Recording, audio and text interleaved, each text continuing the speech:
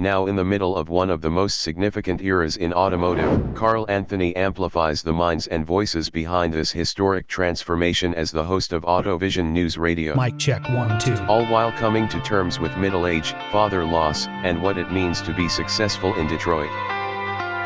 One of the most rewarding aspects of an automotive career is that every once in a while, something we believe in and have longed for actually happens. But when it does, we find ourselves unexpectedly in the epicenter of it. At first, it's a pleasant surprise, but when we are standing there, in the middle of this thing we had always hoped would come to fruition, we experience a wave of emotion. These moments represent a profound and deeply personal good news that not even the most thorough press release can communicate. It's happiness and gratitude not even the most comprehensive spec sheet could convey. For an industry that can measure anything and everything, and often does, there are still some things that are impossible to quantify. And such is the story of Tarek Abdel-Baset, Director of Business Development for Hydrogen Storage Systems in North America within the Clean Mobility Division at FORVIA. During a FORVIA Innovation Showcase at the station at Michigan Central, Tarek sat with me in the Grand Hall, reflecting on the restoration of the iconic building and what it meant to see hydrogen technology he has worked on inside its historic walls. Tarek also shared why FORVIA believes in hydrogen as a zero-emissions solution and expands on a foundational principle known as resiliency versus efficiency. During his 2 decades at Chrysler, Tarek developed new features for the Advanced Development Engineering Department. He served as Chrysler's representative to the U.S. Department of Energy on Freedom Car Consortiums, aided as the industry co-chair for the Hydrogen Storage Tech Team, and led industry participation in developing the Department of Energy's hydrogen storage targets for light-duty vehicles. Tarek holds a degree in chemical engineering from the University of Waterloo in Ontario, Canada, and continues to be an instrumental figure in FORVIA's zero-emissions journey. Hydrogen is what we call a 3-box solution. You need a hydrogen storage tank, you need a fuel cell to make the electricity, and an electric motor. As we begin with Tarek, we hear the joy so many Detroiters have expressed about the station at Michigan Central. No longer a symbol of decline, but a sign that good things can and often do happen in the Motor City. Moving at the speed of mobility, this is AutoVision News Radio with Carl Anthony in Detroit, Michigan. It's a building that I've been driving by this for the last 25 years almost, and to see it kind of in the state that it was, it was a real sign kind of the downfall, of the city. Never really had hope that it would actually ever come back. So to see it here today like this, absolutely stunning building, it was actually emotional for me to actually come here on the first day of the event when we walked in, and then to come into this actual hallway. I mean, I gotta admit, I was like holding back kind of tears almost. And then to read, that letter from Bill Ford too, inspirational. I had never thought of it as being kind of, Detroit's Ellis Island, but it really is. Yeah. I mean, to me, it was just a landmark of decline is what I knew it as, my whole professional career and living here. But to see it come back, and then to see, my work in hydrogen too, that's, I've been working on for 20 years, and then to see our system here in this building at the same time, it was like a double win. So it was actually a very emotional first day, when I was here. I know you're passionate about hydrogen, Tarek. As a baseline, what is hydrogen? It's the most abundant element in the universe. It's number 1 on the periodic table, so it's the simplest of all elements. So that makes it a really good energy carrier, and one in which you can find just about anywhere also. So you can get it from a lot of different places. And that's kind of the ultimate appeal of it, is that unlike a lot of other fuels or energy sources that could be very localized or difficult to get to, hydrogen offers the potential to be made and shipped anywhere. So wherever you are in the world and whatever your energy situation is, hydrogen has the potential to be a solution for you. In terms of FORVIA and solutions, why does FORVIA believe that hydrogen is a good zero-emission solution? So we see it as complementary, first of all, to batteries.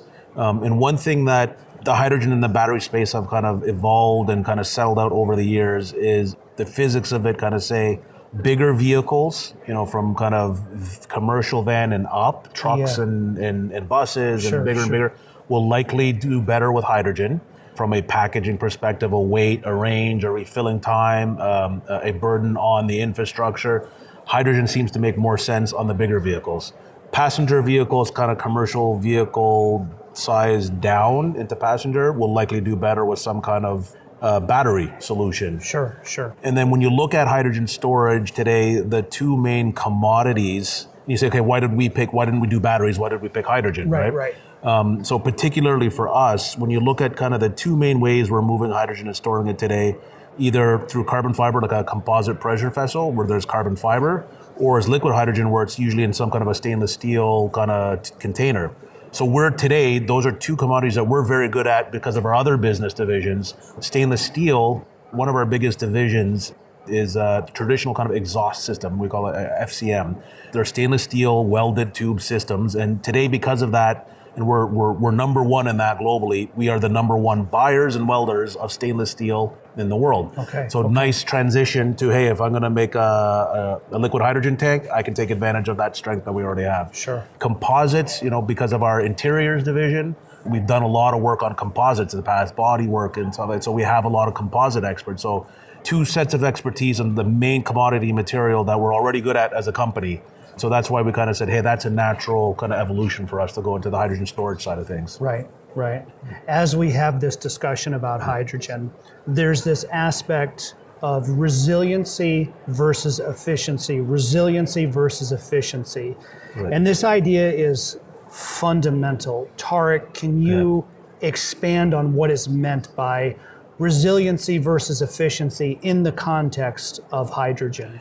Anywhere in nature or in any manufacturing system, natural or artificial system, usually something that has a very specific purpose can be very efficient at what it does, but the second you change the environment, it can struggle to survive. Right. So things that tend to be more of a generalist tend to be less efficient, but they are resilient in surviving any kind of change, any kind of upset to the balance or something like that. And that's something we see in business every day too, right? We're all dealing with that. The auto industry as a whole, right? The world has been experiencing a lot of upheaval in a lot of different ways.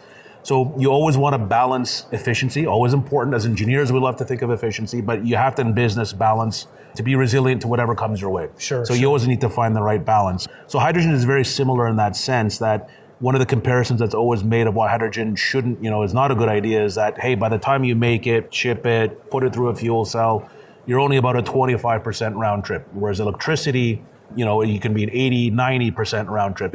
Moving electrons is always going to be more efficient than moving hydrogen molecules, right? So it's always a discussion of electrons versus molecules. Which one's more efficient to move? Moving electrons will always be more efficient.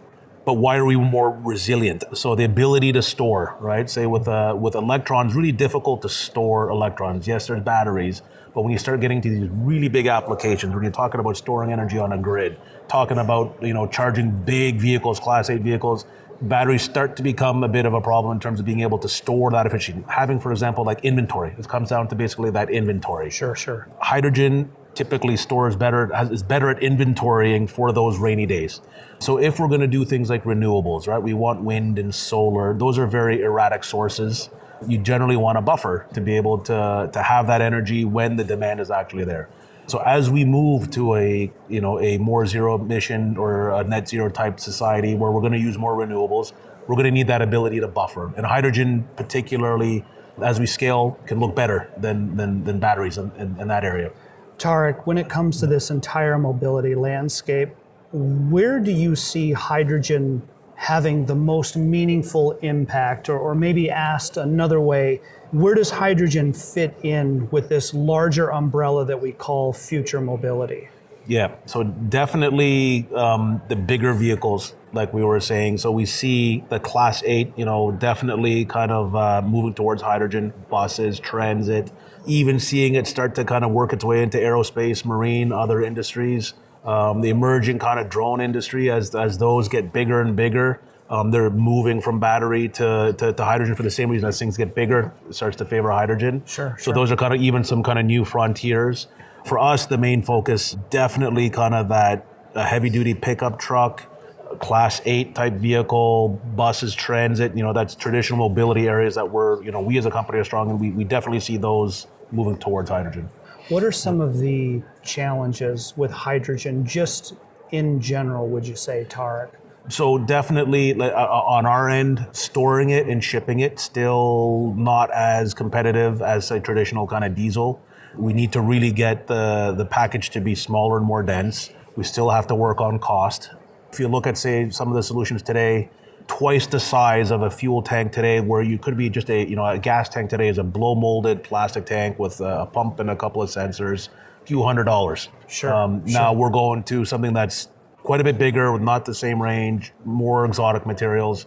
To get back to kind of the status of what you expect the customer expects today in range and reliability, cost, etc., we've got some work to do still.